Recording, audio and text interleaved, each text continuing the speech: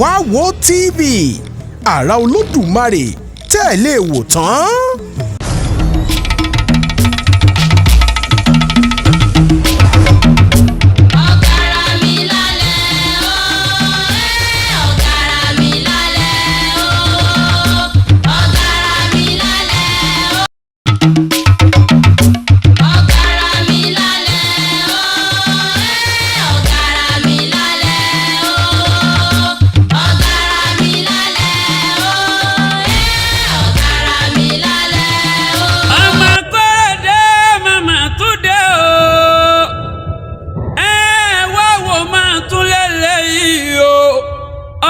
Pínpín iṣẹ́ ìwádìí ara tó bá dáníwáyé pé kọ̀lẹ̀ sáyé Akọ́rẹ́dé Mr. Yédùn àgbá ìjọpọ̀ iṣẹ́ ìwádìí èyí tó pè ní WAWO ló gbédè. WAWO TV àrà Olódùmarè.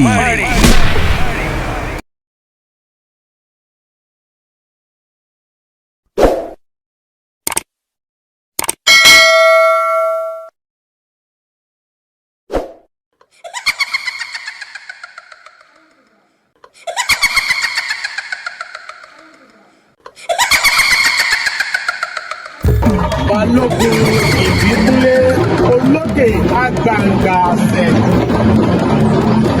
Ọmọ Tẹ̀jú ó ní Balógun Ìbíkúnlé ṣe nílùú Ìjàdó lẹ́gbẹ̀ẹ́ Ògbómọ̀ṣọ́.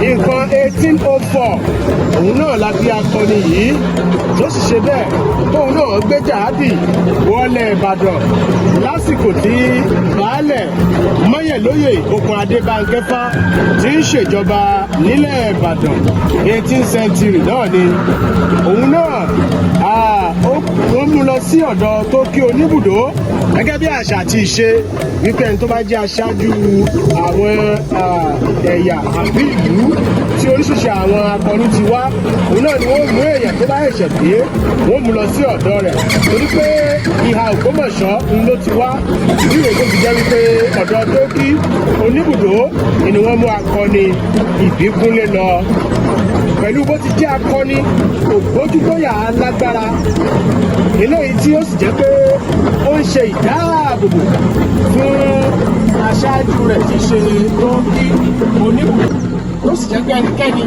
tó bá fẹ́ rí Tókí Oníbùdó fín Ìbíkúnlé máa ń gbaná ojú wọn ni ìdí rèé tí wọ́n fi padà fún ní àpèlé orúkọ Kìnìún Oníbùdó.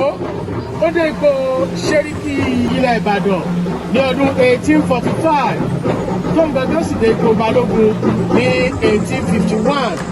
Balógun Ìbíkúnlé kò pé méjì kò sì ṣẹlẹ́gbẹ́ rẹ̀ lójú ogun nínú ká lo ọgbọ́n inú ká lo oríṣiríṣi àwọn ìmọ̀ àti òye tá a fi jagun.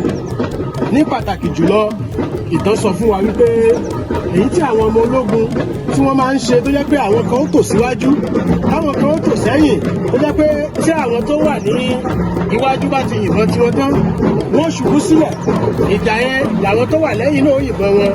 Ìtàn sọ fún wa wípé ọ̀kan nínú àwọn ọgbọ́n àtinúdá ète ogun jíjà ju ogun ni.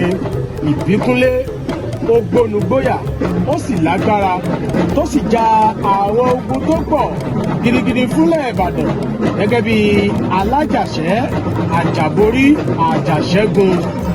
Agbára rẹ̀ pọ̀ gẹ́gẹ́ bí àwa náà ti ń wo àwòrán rẹ̀ yìí a rí wípé ó gbébọn kọ́rùn ìjàpá ti gbá àyà rẹ̀ ó tún mú ọ̀pá dání.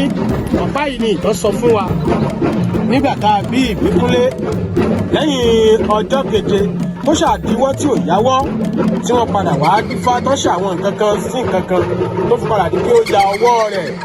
Ọ̀pá yìí òun náà ni ìtàn sọ fún wa wípé owó ẹyọ ló jáde owó ẹyọ ìwọ́lẹ̀ ló di ọ̀pá tí wọ́n sì bá a tọ́jú rẹ̀ títí tó fi dàgbà. Kódà ìtàn sọ fún wa wípé gbogbo bá díjú tán tí Balógun Ìbíkúnlé tó bá ju ọ̀pá rẹ̀ sílẹ̀ gbogbo eruku tó bá fọ́n láti bẹ̀ gbogbo ẹni tó bá bà lára ìlẹ̀ lẹ́jà àtàrí. Ká fi mọ bí akọni Ìbíkúnlé bó ti lágbára tó.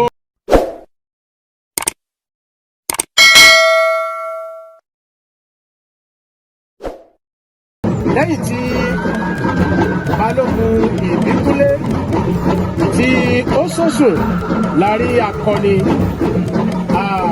Baṣọ̀run Ògúnmọ́lá Olódògo Kẹ̀rin, balógun Àjàyí Ògbórí ẹ̀sìn sáfìlàfìlà, ààrẹ Látòsà àti bẹ́ẹ̀ bẹ́ẹ̀ lọ làwọn tí wọ́n tún ṣèjọba tí wọ́n sì níwájú ogun nílẹ̀ Ìbàdàn lẹ́yìn tí ìbíkúnlé tó sọ̀sùn. Akọni ìbíkúnlé ó jẹ́ ẹni tí ó mú ọ̀làjú àti òmìnira fún àwọn ẹrú tó mú dé ilẹ̀ Ìbàdàn, ìyẹn àtúntò àtòlú ní ọdún 1858. lásìkò rẹ̀ ó ní ìjíròrò wáyé bóò ní ọ̀rọ̀ ogún yóò sì máa jẹ́. ìyẹn ni ó fi fi òfin lélẹ̀ wípé kí àwọn ọmọ kí wọ́n máa jẹ ogún bàbá wọn dípò àwọn àbúrò tí wọ́n jogún àti tí wọ́n mọ̀ sí ipò ìgbọ́n wọn. ó mọ odi ìbíkúnlé eléyìí tí ó jẹ́ pé ọjọ́ kan nínú àwọn tí ọgbọ́n ète ìjagun táwọn bàbá wa máa ń lò. ó mọ odi yìí yíká ilẹ̀ Ìbàdàn nìkan 1858. agboolé ìbíkúnlé ibẹ̀ ní Ayẹyẹ nílẹ̀ Ìbàdàn. ọdún 1864 ni òun náà ni akọni ìbíkúnlé alágbàlá jáyàjáyà òun náà ni ó sọ̀sùn. ní Èdùmàrè kó má balẹ̀ ọlá jẹ́.